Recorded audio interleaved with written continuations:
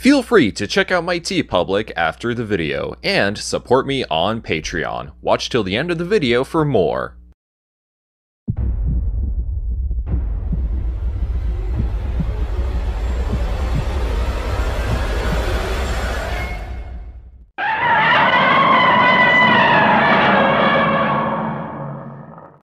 At the end of the last episode, Titan Goji talked about how Daiei was beginning to deal with some financial issues, which resulted in the rest of the Gamera films suffering in terms of quality. In Gamera vs. Girin, also known as Attack of the Monsters, Daiei took note of their faults and virus and took a step in the right direction. This one seems to be yet another fan favorite of the Showa films, due to its interesting yet unique set designs, and Girin itself. I mean, just look at this thing. How could you go wrong with the giant alien with a giant knife for a head? And hey, if it's cool with Guillermo del Toro, I mean, it's pretty cool with me too. Every good hero needs a villain that can easily put them through their paces, so it makes sense that Gamera goes up against something that could easily turn him into turtle soup. This particular feature was my first ever introduction to the Titanic turtle back when it aired on Mystery Science Theater 3000, you know, back when Sci-Fi Channel knew how to spell their genre. At the very start of the feature, we are introduced to just how truly massive the universe is. This is practically baby's first existential dread hidden in a kaiju film. The message could be coming from aliens is delivered so casually you would think this guy came from 2020. Grown-ups have no dreams. You little shit, I'm in my 30s. Why is it every Japanese kid in cinema at the time had to be dicks to adults? I'm looking at you, Ichiro. Two boys named Akio and Tom are stargazing one night, wondering about alien life among the stars, and eventually are abducted by aliens. You know, that old chestnut, where the boys are taken to the home planet of the aliens, Terra. You can unfortunately see some of the budget cuts the studio had to make with the matte paintings on the spaceship, the only exception truly being the interior of the building in Terra. The only two surviving aliens on Terra are Barbella and Florbella. They pretend to befriend the boys so they can imprison them and then eat their brains for later in order to gain knowledge of Earth. You know, I've heard of stranger danger, but they are of course interrupted by Gamera, who engages in battle with the Terran monster Girin. And it's a pretty goofy yet fun fight. Gauss also makes an appearance in this film, but it's a different kind. Think Pokemon with the different regions. However, Girin brutally chops him into pieces while laughing. It's super effective. Simply put, don't mess with Girin. This is probably one of the goriest Showa Gamera films because of this. Originally, Gauss was meant to be a different monster named Monga in this film, but Daiei couldn't afford to create another monster, so they reused the Gauss suit and prop, and painted it silver. This does actually establish a sort of power level for Girin. Gauss had an entire movie of carnage against our boy, and Girin turns him into a joke in a matter of moments. I think this is a brilliant use of design, whilst also not shying away from its definite horrific nature. You know, for children. This probably has one of the strongest human characters since Barugan, as there's some very interesting drama. Tomoko, Akio's sister, desperately tries to warn their mother and a police officer about his and Tom's abduction, but is helpless, as they don't believe her. Maybe the mom doesn't believe in spaceships because that would mean that her dreams came true and somebody abducted her children.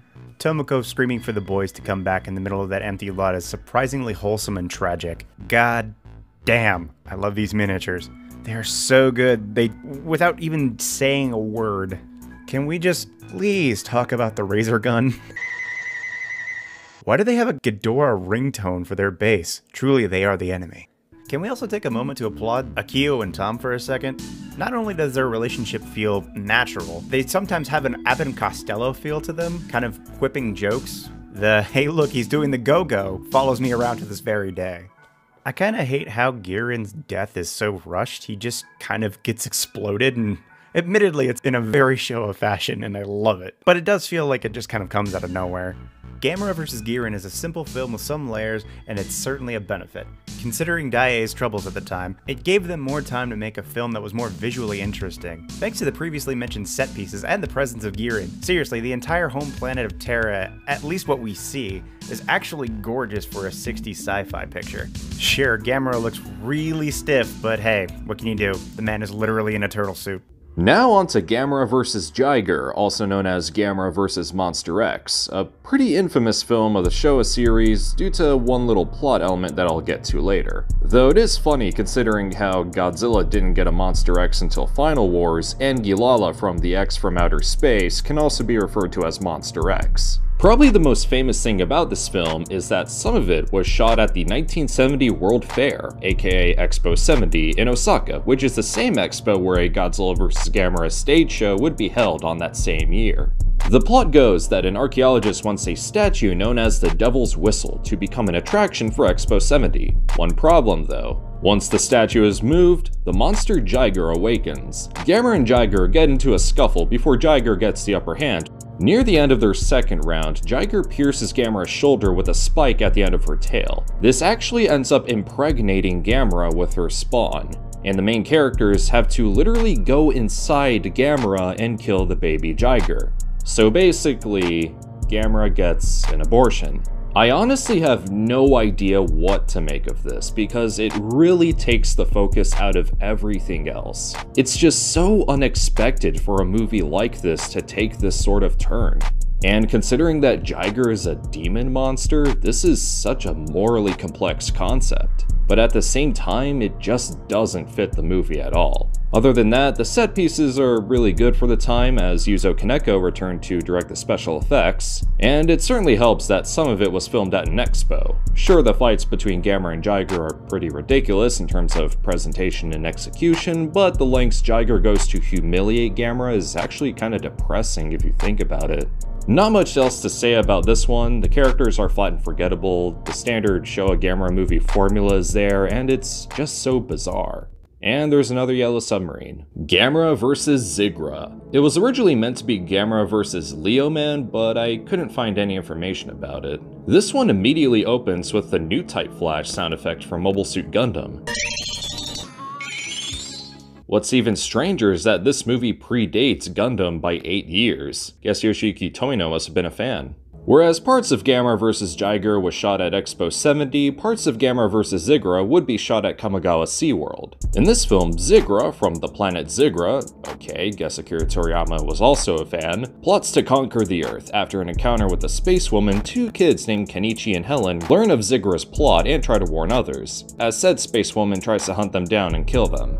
Eventually, Zigra tries to take matters into his own hands after a confrontation with Gamera, and the two monsters duke it out.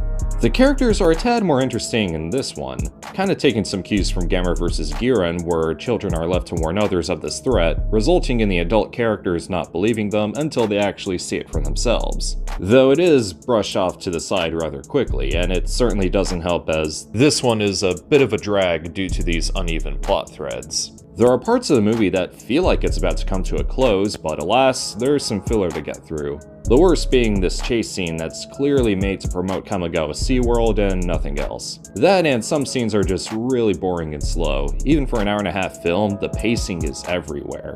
Kazuo Fuji would direct the special effects this time around, and it's really more of the same with nothing worthy to note. Same goes for everything else, unfortunately, though I will say Zigra is pretty interesting, being a giant alien shark that wants to wipe out humanity because of how much they pollute the oceans. Funny enough, this actually came out a week before Godzilla vs. Hedorah. Gamera vs. Zigra overall just doesn't do it for me. I do see the potential, but the film lacks in pretty much every aspect. After the release of Gamera vs. Zigra, director Noriaki Yusa proposed another Gamera film, titled Gamera vs. the Two-Headed Monster, or Gamera vs. the Wyvern. But unfortunately, the financial struggles of Daiei proved to be too much, and the declining quality of their films at the time was certainly a sign of it, as the same would happen to other film studios in the 70s. This would ultimately give rise to tokusatsu on television, kickstarting the Henshin boom of the 1970s, featuring more contained stories and productions on a smaller scale and budget, with heroes like Kamen Rider and Kikator. The 70s also mark a new era of classic anime, with shows like Mazinger Z, Cutie Honey, Mobile Suit Gundam, and many, many more. It was a brand new era for Japanese media, and Daiei could not quite catch up to it enough to stay relevant. Thus, the company filed for bankruptcy. As a result of this, a riot eventually broke out, which caused a fire destroying every piece of equipment Daiei ever used for a Gamera. It is because of these severely unfortunate events that bled into the production of Gamera Super Monster, released 9 years after Gamera vs. Zigra. Titan Goji had already reviewed this film a little while back, so feel free to check that one out after this. While that video mainly focuses on what happens in the film itself, he didn't quite mention the ramifications Daiei's bankruptcy would have on the film.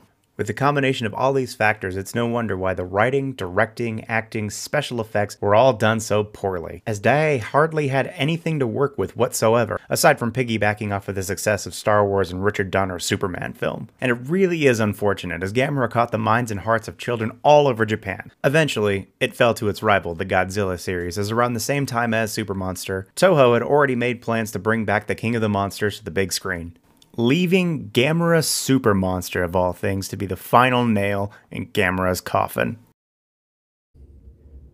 Or was it really the end? The universe works in very interesting ways. For every bad thing that happens, there's always something good to come out of it. And before anyone knew it, Gamera was about to change forever. Tune in next time, where I will be talking about what many consider to be some of, if not the best, giant monster movies to ever exist. Hey guys, if you like what you heard, go over to Bonus Commentary on YouTube, where I do podcasts, Twitch streams, and who knows, maybe I'll do more of these. And a special congratulations go out to Titan Goji for his 10,000 subscribers, and of course, special congratulations go to Gamera for 55 wonderful years. Thanks for having me, everybody. I just want to give a very special thank you to Derek Marr of the Bonus Commentary podcast for joining me in this retrospective. Derek is one of the biggest supporters of the channel, and it would mean a lot if you go support him yourself. And if you like what you see, then definitely consider supporting me on Patreon, where for a single $1, your name can appear at the end of every future upload. Other than that, you can also get early access to videos, exclusive content, commissioned video requests, and receive a t-shirt of your choice from my TeePublic, like this design that celebrates the 55 years of Gamera. I would also love to give a very special thank you to Jonathan Lee for becoming a new patron. Once I reach enough patrons, I'll review the Yokai Monsters trilogy, so if that's something you'd like to see, then go support me on Patreon. Feel free to like, share, comment, subscribe, all that good stuff, and this is Titan Goji, signing off.